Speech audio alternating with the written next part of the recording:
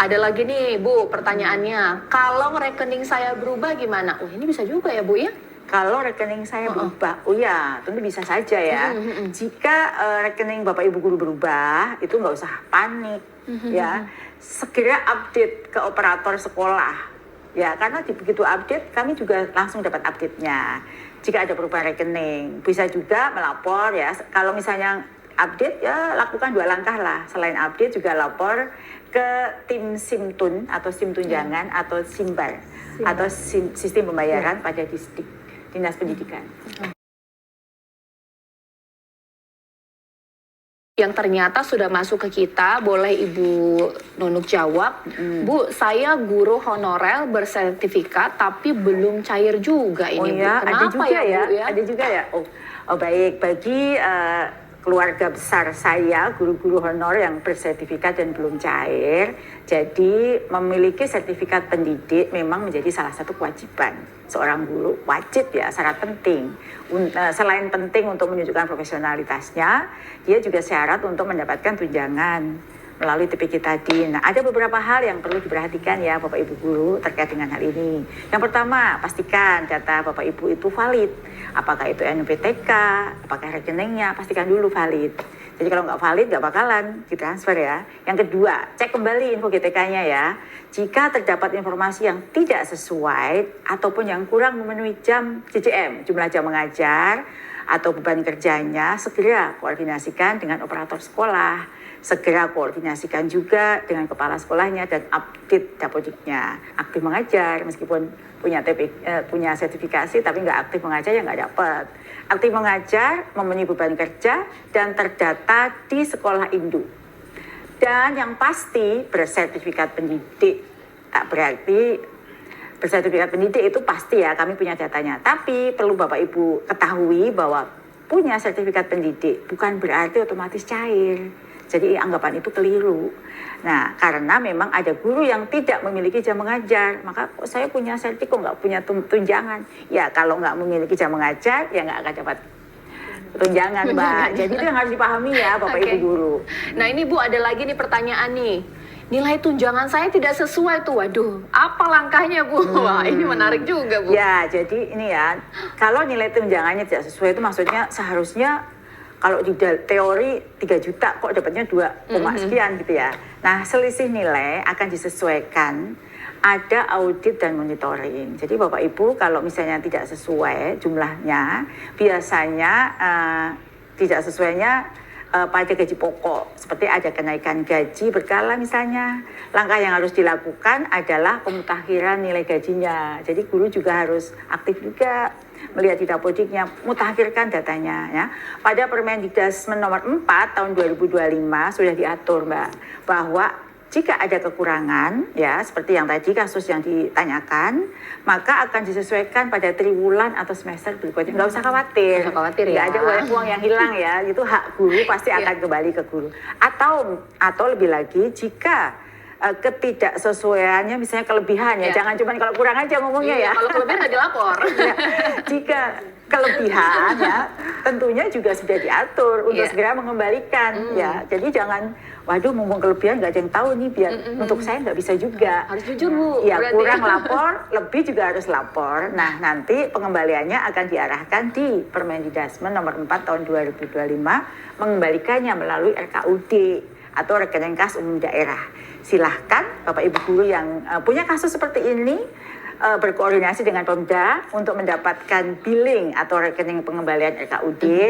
Jangan sampai ke rekening pribadi oknum misalnya. Nanti tetap ditagih di masa berikutnya. Kalau Ibu Ega pas nggak tunjangannya? Apa jangan-jangan kelebihan itu? Enggak ya Bu ya? Ini gimana Bu Ega? Alhamdulillah pas. Ngepas ya, berarti nggak pernah ada selisih kurang? Tidak pernah. Tidak pernah ya, oke. Tapi sudah tahu kan kalau misalnya kurang itu apa langkah yang harus dilakukan? Sudah tahu. Sudah tahu. Sudah ya? disosialisasikan kan ya? Sudah. Oh ya. Bagi Bapak Ibu guru yang belum menerima kekurangan Ya. TPQ ya maksudnya ya. Kalau biasanya dapat TPG tapi tahun 2024 itu ada yang kurang atau belum dibayar gitu ya. Nah ini banyak kasusnya karena juga lapor ke saya juga, japri ke WA atau di Instagram saya gitu ya. Nah bagi yang seperti ini guru-guru itu kan dia punya hak ya. Maka pemerintah daerah silahkan membayar kekurangan TPG tersebut kepada guru yang berhak jika masih ada silpa tahun 2024. Jika dana tidak cukup, maksudnya itu jika punya sisa anggaran boleh dibayar. Tapi jika dananya tidak cukup atau tidak mencukupi, daerah tidak punya anggaran lagi, maka Pemda menyampaikan kepada kami, Kementerian Dasmen, nominalnya itu berapa sih uang yang dibutuhkan untuk membayar kekurangan tersebut. Kami biasa menerima surat tersebut. Lalu pembayaran akan dibayarkan jika dia sudah menyampaikan kepada kami, maka akan dibayarkan oleh tim pusat. Jadi dipersilakan Pemda koordinasi dengan PIC Simbar Pusat atau di Kemendikdasmen dalam hal ini Dijen GTK. Nah untuk kurang bayar tahun 2024 ya Bapak Ibu Guru yang melalui pusat sesuai dengan arahan Kemenkyu kemarin akan dilaksanakan mulai triwulan kedua. Ya, triwulan kedua dan saat ini kami sedang berkoordinasi dengan pemerintah daerah untuk pembayaran carry over yang akan dibayarkan melalui pusat. Jadi yang kurang bayar tahun 2024 jangan usah khawatir. Kan ada bilang, wah kalau gitu hangus dong karena sudah transfer langsung. Bagaimana dengan kami? Nah, yang kurang bayar itu akan kami bayar langsung dari pusat. Tapi daerah harus koordinasi. Ada lagi nih Bu pertanyaan, data saya di Dapodik tidak sesuai Bu, apa solusinya? Ini gimana, nggak bisa cair atau gimana Bu? Ya, jadi bagi Bapak Ibu Guru yang data Dapodiknya tidak sesuai, seperti kasus pertanyaan Ibu Guru atau Bapak Guru ini, kami pesan ya bahwa Dapodik itu adalah kunci. Semua proses administrasi kebijakan kita itu berangkat dari Dapodik. Maka karena Dapodik itu kunci, termasuk pencairan tunjangan tadi, maka kalau ada data yang tidak sesuai harus segera diperbaiki melalui sekolah atau dinas, operator sekolah atau dinas.